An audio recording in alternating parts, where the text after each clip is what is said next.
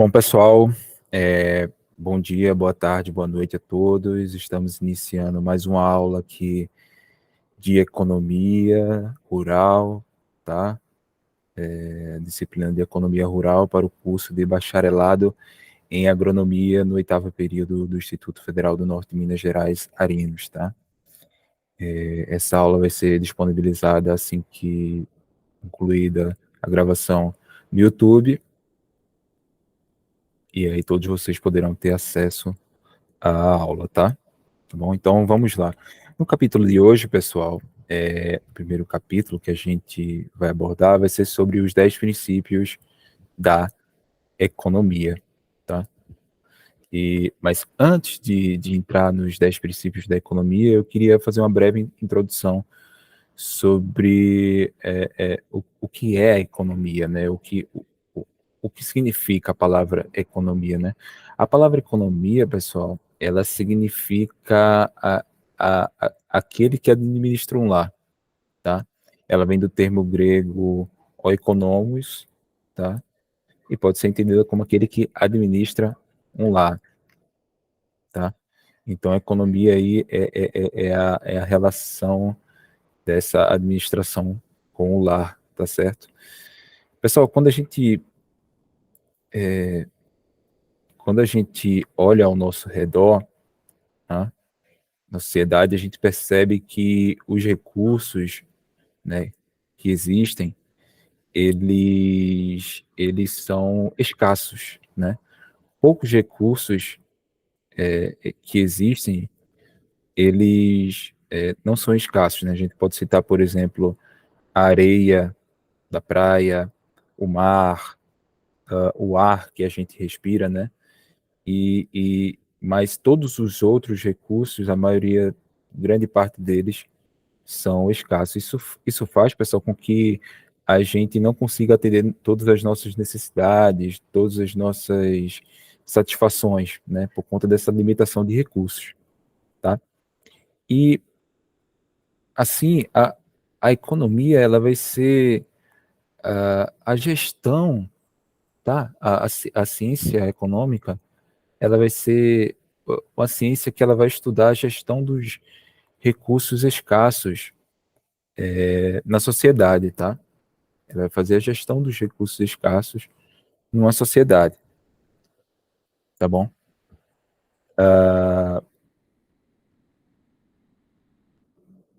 Iniciando aqui os 10 princípios da economia. O que seriam esses 10 princípios da economia, tá, pessoal?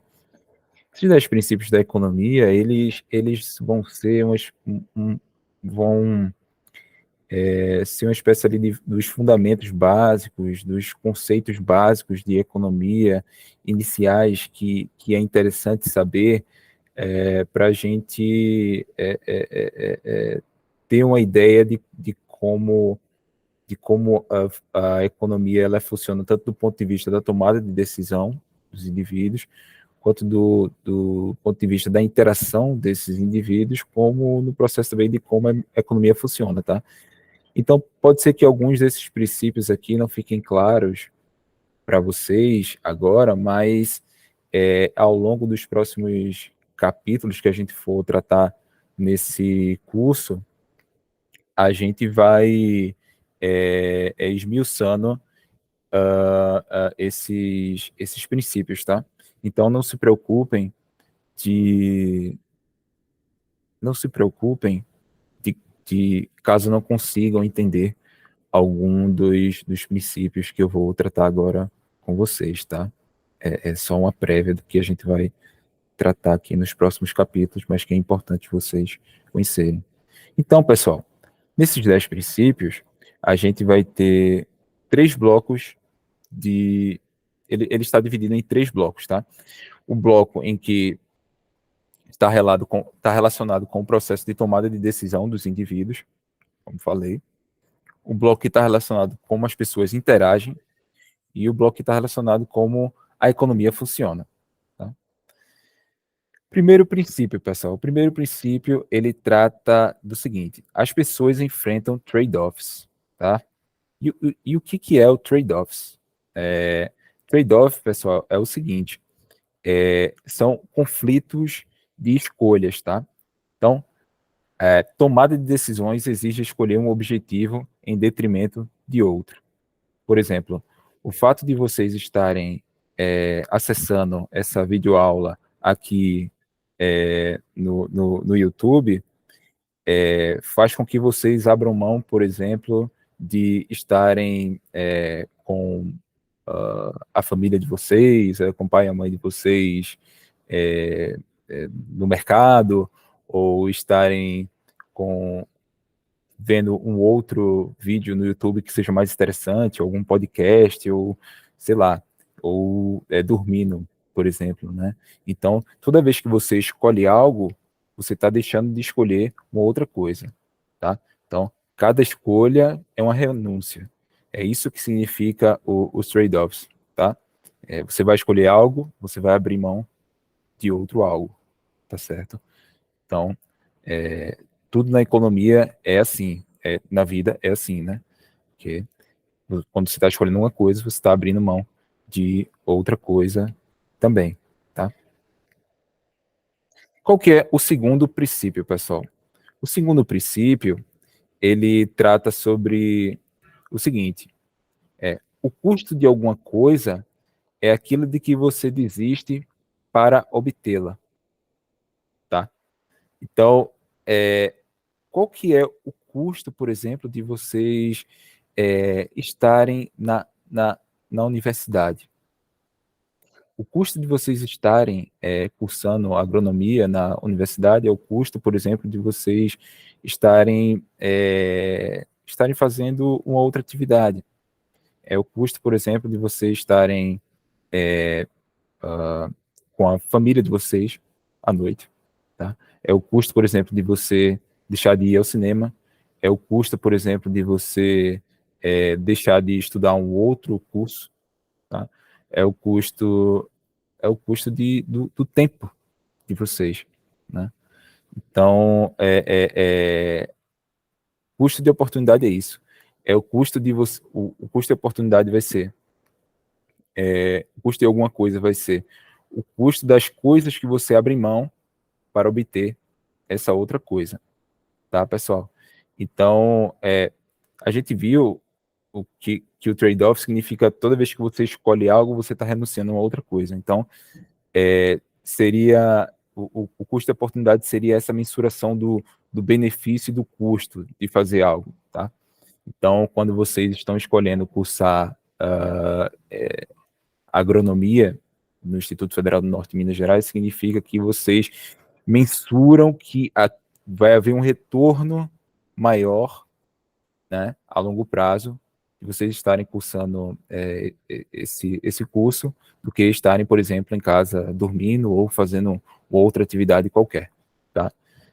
Então, como as pessoas enfrentam trade-offs, a tomada de decisão exige comparar os custos e os benefícios de possibilidades alternativas de ação. Então, vocês enxergam que, novamente, fazer o curso de agronomia é melhor do que fazer do que estar em casa descansando, estar no cinema, estar fazendo qualquer outra coisa, porque vocês vão ter um retorno maior quando se formarem, né? Princípio 3. As pessoas racionais pensam na margem. Pessoal, primeiro a gente precisa saber o que é uma pessoa racional. Uma pessoa racional é aquela que busca maximizar os seus ganhos e minimizar as suas perdas, tá? Uma pessoa racional, ela busca alcançar os seus objetivos de maneira sistemática e objetiva a partir das oportunidades disponíveis, tá certo? Então, uma pessoa racional, ela vai escolher algo onde esse algo ele traga um benefício maior do que um prejuízo, tá? Ninguém vai escolher alguma coisa, né, nenhuma pessoa racional vai escolher alguma coisa para ter um prejuízo maior do que o benefício, tá? Isso não faz sentido, né? Então, é isso, tá? Então, por exemplo, vamos pensar o seguinte, digamos que exista uma empresa de companhia aérea, ela esteja vendendo 100 assentos tá? De um avião e por o valor de R$ 500, por exemplo. E ela conseguiu vender 96 desses 100 assentos. Significa que sobrou 4 assentos, tá? A pergunta é a seguinte: digamos que o avião esteja prestes a decolar, tá? Esteja ali saindo do pátio, prestes a decolar, e que exista uma pessoa que esteja querendo pagar R$ 300 pelo valor pelo assento, tá? Pergunto, vale a pena para a empresa vender esse assento do avião por o valor de R$ 300, já que inicialmente o valor do assento custava R$ 500? Bom, pessoal, a resposta é sim. Por quê? Porque a empresa ela iria viajar com 4 assentos vagos e agora ela vai viajar só com 3 assentos vagos. O retorno que ela vai ter vai ser o benefício que ela vai ter de vender esse assento vai ser muito maior do que o custo. Ela vai receber R$ 300, enquanto o custo que ela vai ter por ter mais um passageiro vai ser, sei lá, o custo de uma água, um custo de um biscoito, entendeu? Então vai ser um valor muito irrisório, um valor muito pequeno. Então, vale a pena, nesse caso, vender, né, a companhia aérea vender por um preço de R$ 300, dada essa circunstância, tá? Vamos imaginar o seguinte também, pessoal. Por que que um computador vale mais do que uma cadeira? Por que um computador vale mais do que uma cadeira? O computador vale mais do que uma cadeira porque no computador a gente consegue ter acesso à internet, a gente consegue se comunicar, a gente consegue pesquisar coisas, estudar, eu consigo produzir aqui essa aula para vocês, e vocês conseguem assisti-la, e enfim, vocês conseguem jogar, enfim, acessar pacote Office e todas essas coisas interessantes. Enquanto a cadeira, a função dela é apenas a de sentar, né? Então, perceba que o, o computador vale mais do que a cadeira porque ele oferta mais, ele tem mais possibilidades, ele gera mais possibilidades para um indivíduo do que uma cadeira, tá, pessoal? Então, por isso que aqui o computador vale mais do que uma cadeira, porque o retorno que ele dá é muito grande, entendeu? Então, por isso que a gente escolhe mais, por exemplo, o incremento de um computador. Se a gente pegar, por exemplo, digamos que a gente aumente uma quantidade de computador e uma quantidade de cadeira, o que é que vai valer mais? Bom, vai valer mais o aumento da quantidade de computador do que o aumento da quantidade de cadeiras, porque o computador, como eu falei, ele tem uma série de benefícios, ele gera uma série de benefícios para o consumidor do que uma cadeira, tá? Princípio 4, pessoal. As pessoas reagem a incentivos, tá? O que é incentivos? Pessoal, um incentivo é algo que induz uma pessoa a agir tal como a perspectiva de uma punição ou recompensa. Ou seja, as pessoas vão reagir ou se forem, ou se obterem uma recompensa por algo, ou se forem punidas por algo, tá? Então, por exemplo, vamos pensar, por exemplo, numa empresa produtora de couro, tá? Que lança, dejetos, resíduos no rio, tá? Aliás, vamos pensar o seguinte. Vamos pensar, por exemplo, no aumento do combustível. Acho que esse exemplo é melhor. Digamos que haja um aumento da gasolina, tá? A gasolina aumentou de preço. O que é que isso está sinalizando quando há um aumento do preço da gasolina? Qual que é o incentivo que isso gera? Quando eu aumento o preço da gasolina, pessoal, estou gerando um incentivo para que, por exemplo, as pessoas deixem de consumir um carro que ele consuma muito gasolina, tá? eu estou gerando um incentivo para que as pessoas elas usem transporte público, eu estou gerando um incentivo para que as pessoas elas se desloquem até o trabalho delas de bicicleta ou andando ou peguem carona, tá? Ou acessem transporte público. Enfim, esse aumento na gasolina, ele gera um incentivo, todos esses outros incentivos, né? Ele gera todas essas possibilidades, tá?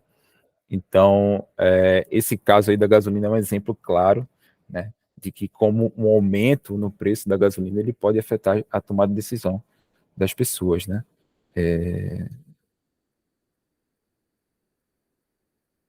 No princípio 5, pessoal, a gente vai estar tratando aqui de como as pessoas interagem, né? A gente tratou os 4 primeiros princípios sobre como as pessoas tomam decisões.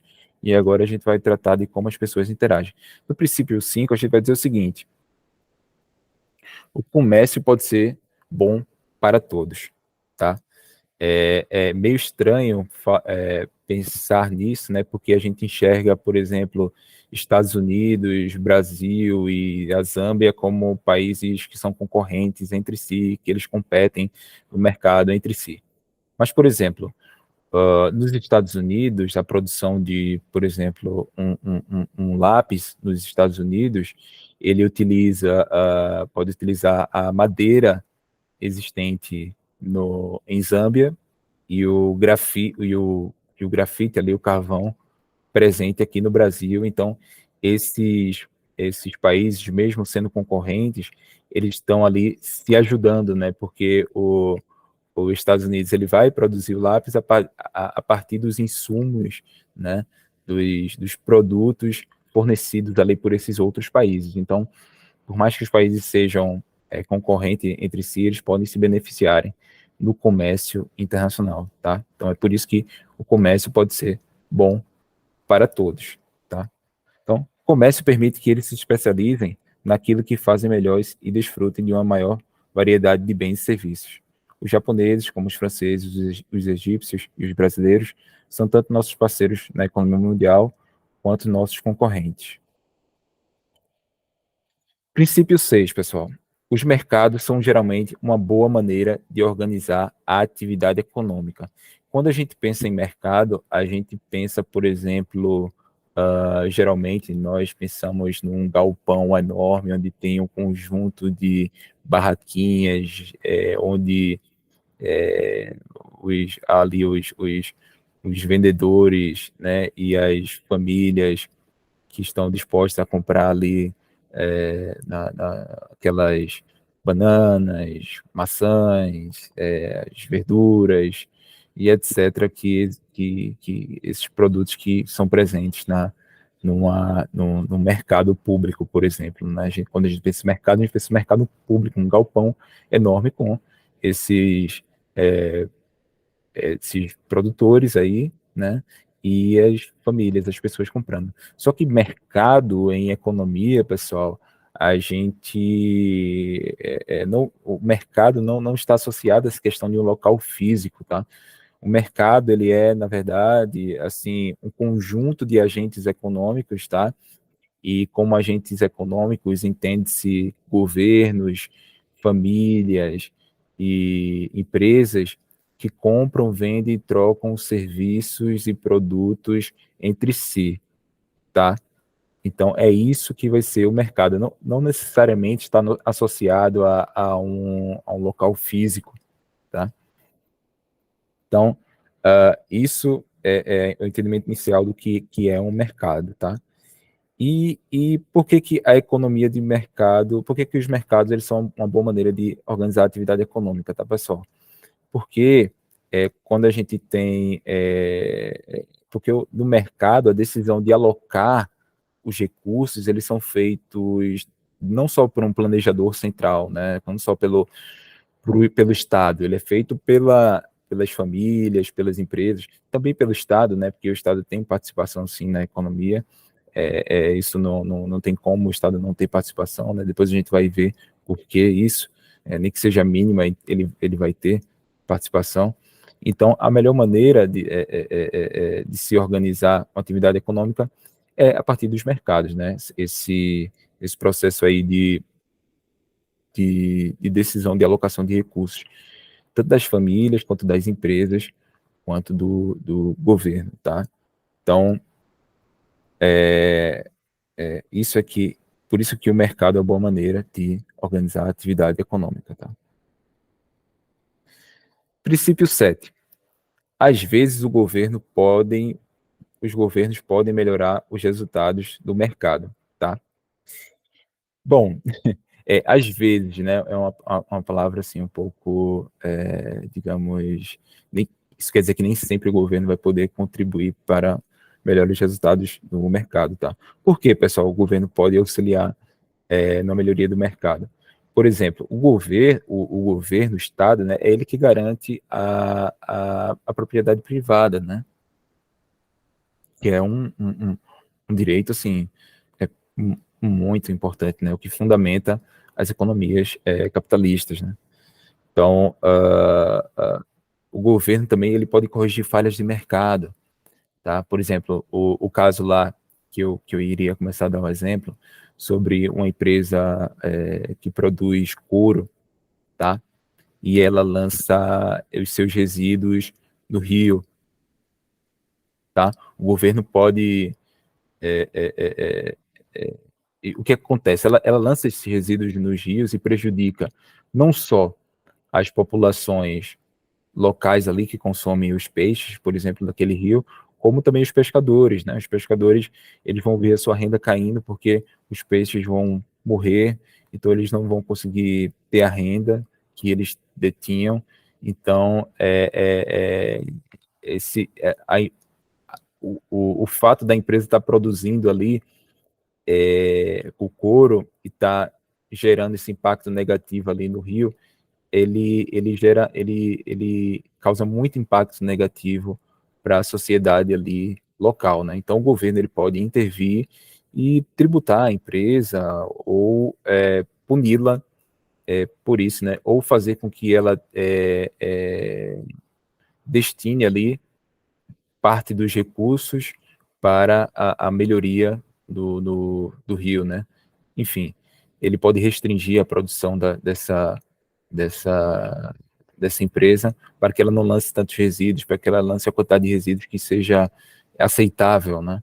Então, é isso. O governo ele pode agir de diversas formas para tentar reduzir os impactos negativos, tá? Que ocorrem numa sociedade capitalista, né, tradicional, normal, nas falhas do mercado e também nesse processo de garantia do direito de propriedade, tá, pessoal? Mas, é claro, o governo ele pode também cometer deslizes, né, até porque o governo ele tem interesses próprios, né? Os indivíduos, eles têm interesses próprios, né, particulares. Então, o governo também ele pode agir por interesses próprios, tá? E podem acabar também gerando impactos negativos para a sociedade, tá? Por exemplo, um caso só para voltando aqui, quando o governo gasta mais do que arrecada na economia, né? Se o governo gasta mais do que arrecada, isso significa que ele vai estar penalizando ali no futuro a sua população, né? Ele vai ter que aumentar impostos para poder arrecadar mais recursos. Se significa que aumentando imposto eu vou reduzir a renda da população. Então, esse é um exemplo de como o governo também ele pode impactar de maneira negativa, tá, pessoal? É só para dizer que, por exemplo, o governo ele nem sempre age de uma forma a beneficiar os mercados, ele também pode atuar de forma a prejudicar o mercado, tá?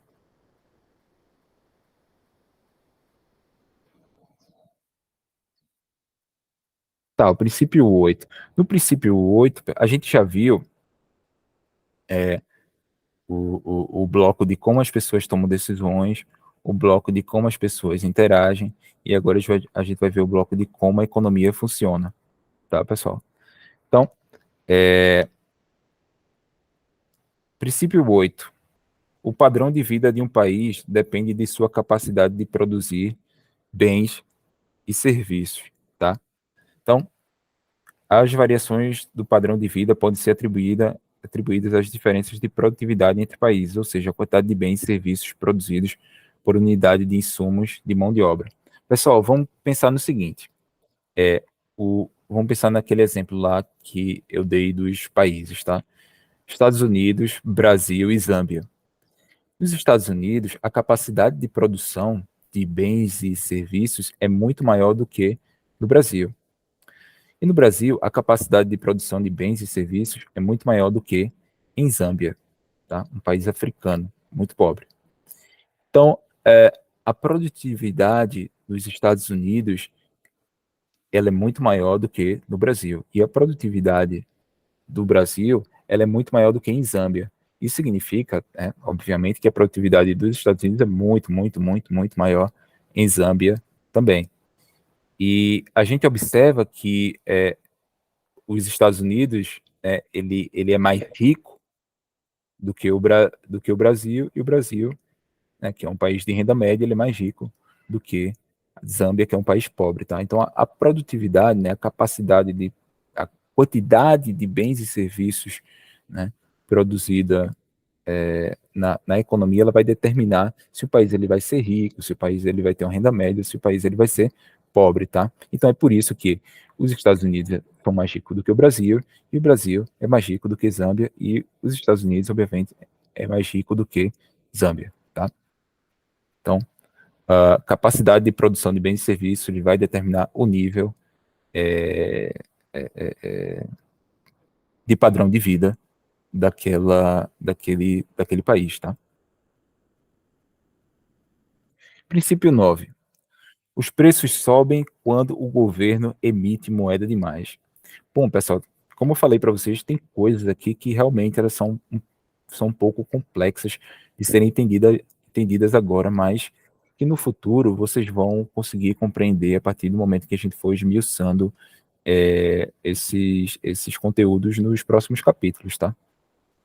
Então, inicialmente, a gente falou aqui, os preços sobem quando o governo emite moeda demais. Tá. Primeiro a gente precisa entender o conceito de inflação, tá? O que é inflação, pessoal? A inflação é a alta generalizada no nível de preços da economia, tá? Então, a inflação ela vai ocorrer quando os níveis de preços gerais da economia subir. Por exemplo, se subir, pessoal, digamos assim, o preço da maçã, tá? Todos os outros preços estão estáveis, mas se subir, por exemplo, o preço da maçã. Isso significa que há inflação? Não, né? Porque não houve um aumento generalizado do nível de preço da economia. Quando um único bem sobe de preço, isso não é inflação, tá? Então, é uma coisa que as pessoas usam de uma maneira equivocada, né? Sobe o preço ali da maçã, sobe o preço ali do pão, e a pessoa, tem inflação, não sei o quê. Bom, pode ser que sim, mas não, né? Pode ser, às vezes outros preços estão estáveis da economia, tá? Às vezes é só aquele produto que subiu de preço, então isso não é inflação. Inflação é alta generalizada dos preços na economia, tá? E a principal causa da inflação, pessoal, é a quantidade excessiva de moeda que circula na economia. Se houver uma grande quantidade de moeda circulando na economia, se houver abundância de um determinado recurso, isso significa que ele vai valer menos, né? Por que a água vale menos do que o diamante? Porque tem mais água do que diamantes disponíveis. Se houvesse mais diamantes do que água, então os diamantes valeriam menos do que água. Então, se há muita moeda na economia, isso significa que eu vou precisar de mais moedas para poder consumir aquele produto que eu consumia antes, tá, pessoal?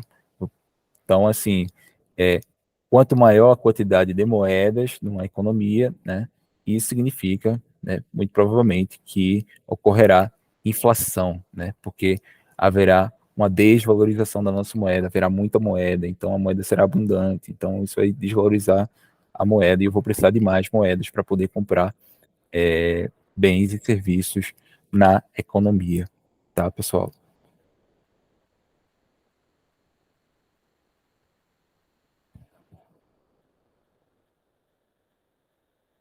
Princípio 10. A sociedade enfrenta um trade-off de curto prazo entre inflação e desemprego. Nossa, esse é bem complexo. Eu admito que esse, de fato, é bem complexo para vocês entenderem, mas a gente vai tentar esmiuçar esse, esse, esse conteúdo, tá? Só tomar uma aguinha aqui.